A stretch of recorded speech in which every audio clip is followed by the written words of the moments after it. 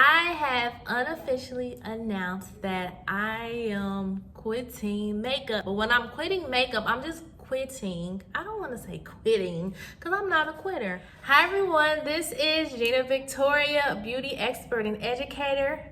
I am back and welcome back to my channel where I teach babes how to become bosses in the beauty and fashion industry. If this is your first time here, welcome. Go ahead and hit that subscribe button because I would love to add you to my family of other beauty bosses. This video is a little bit more casual. I just wanted to give a life update video. A lot has happened since I started my channel in 2020. Now, when I first started my channel, I had the intentions of being very consistent in uploading regularly. But then once we were able to open our doors back up and the stay-at-home order was dismissed, we had a lot of brides just wanting to elope. We were used to having like bridal parties of 10 or more to having just maybe 1 or 2 people getting their makeup done. But it just all happened at the same time. So I was like, okay, I want to do the YouTube thing, but then again, you know, I'm an owner and operator of this establishment, and the makeup artist is like something had to give. And of course, YouTube ended up being the one I had to put on the back burner. So I know you're thinking like, well, why are you back now? Well, this is all how it started.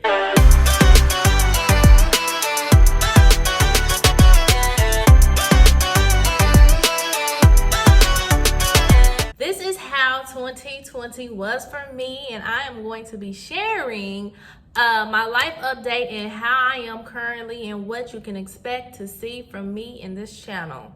In August 2020, we received a text message from my dad's wife stating that my dad was in the ICU fighting for his life on a ventilator. He had COVID and the COVID induced a stroke.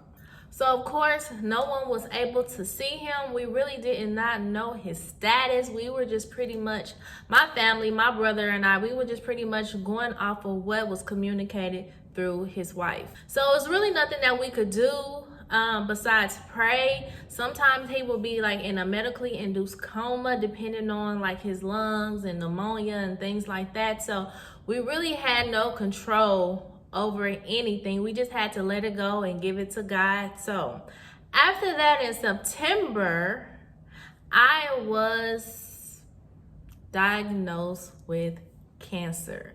Initially, I was going to get what I thought was a cyst removed.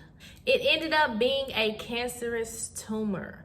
Now, at this time, only 2 people knew because I thought it was just, I was getting a cyst removed, and I'm like, nobody needs to know, right? I didn't tell any of my clients, I didn't tell any of my staff, because in my mind I was going to get better in 2 weeks and then really be back to work. But that was not the case. I was in so much pain. Once we got the pathologist report back, they said that the cancer cells grew and you had to do another surgery, which that was in October. So I really want to just do a cancer story separately. So to make a long story short, I had to end up getting surgeries from 4 surgeries in total from September through November. So we were simultaneously at the same exact time going through medical issues. So he was still in the hospital.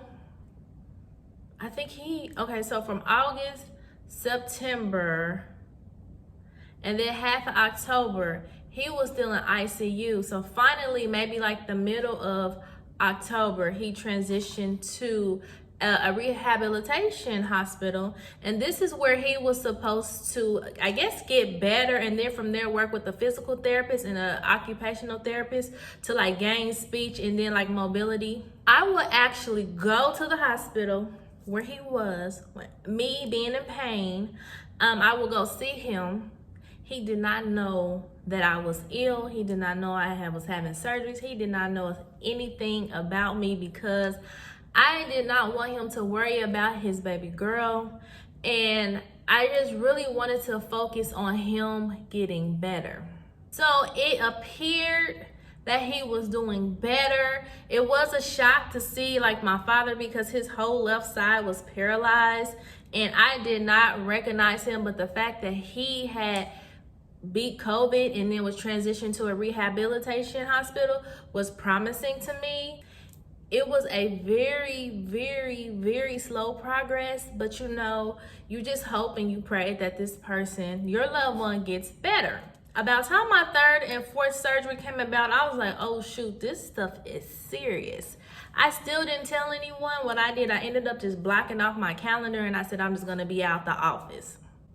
I wanted to make sure that I tied up any loose ends with like all my weddings and then my clients. And what I did, I just told my clients that I was not able to take their appointment.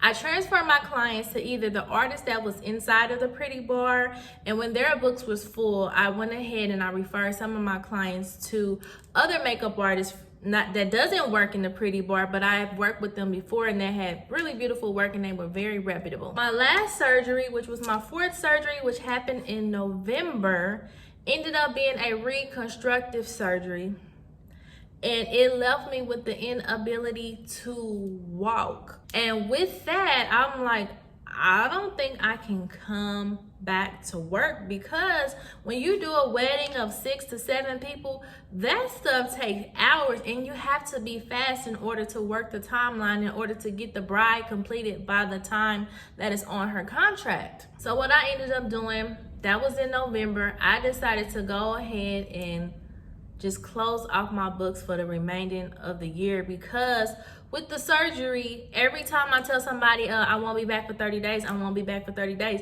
every time it just kept being extended. And I'm like, I really can't control what is going on, and I don't want to keep referring people to make me look unprofessional. So I just said, my books are closed until further notice. We both came home in December. I was in the hospital for 2 weeks.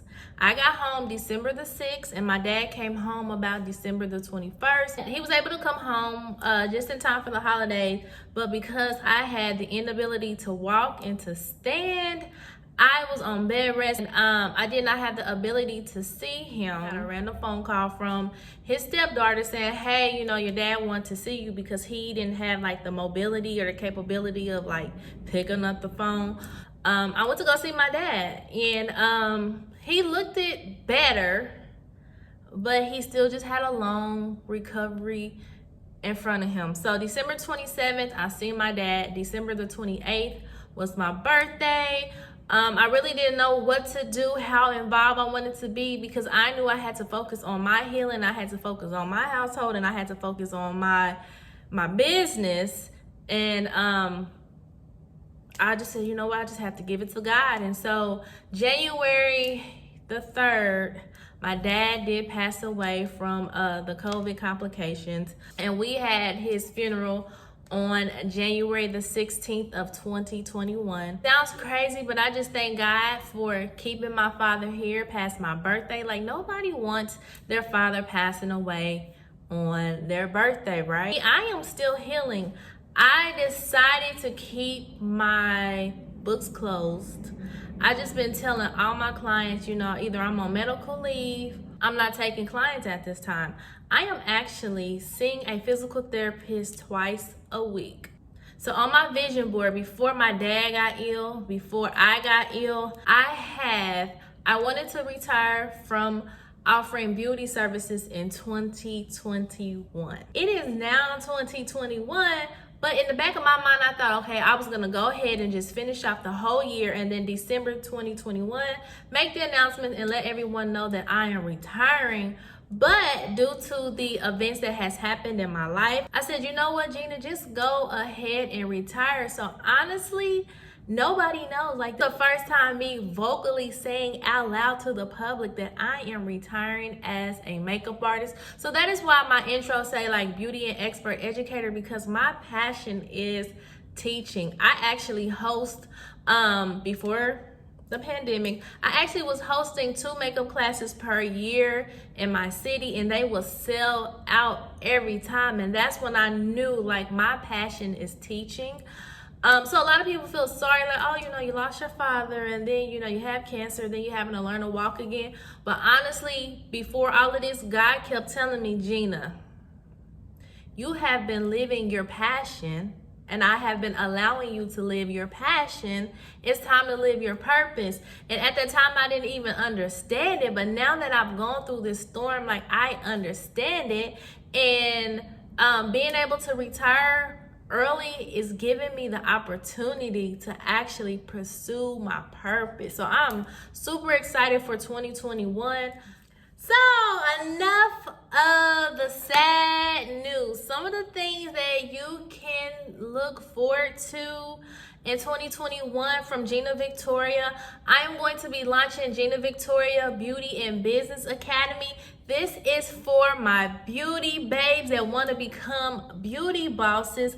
I'm going to be launching some very exciting courses, ebooks, and just all type of things. So look forward to that. And then another thing that's really exciting that I was going to launch last year, but like I said, 2020 was a big hater. I wanted to launch TPB Pro Makeup Artistry Academy. TPB is the Pretty Bar. So basically, the Pretty Bar is more of a consumer brand, and then TPB Pro Makeup Academy is for aspiring and new makeup artists who are wanting to get their makeup artistry business off the ground. This will be a hands-on 4-week makeup artist course. I've done this with my apprentices that turned into makeup artists later. So this particular class and course, so it will be open to the public. Oh, I forgot to mention this information for the people that is wondering.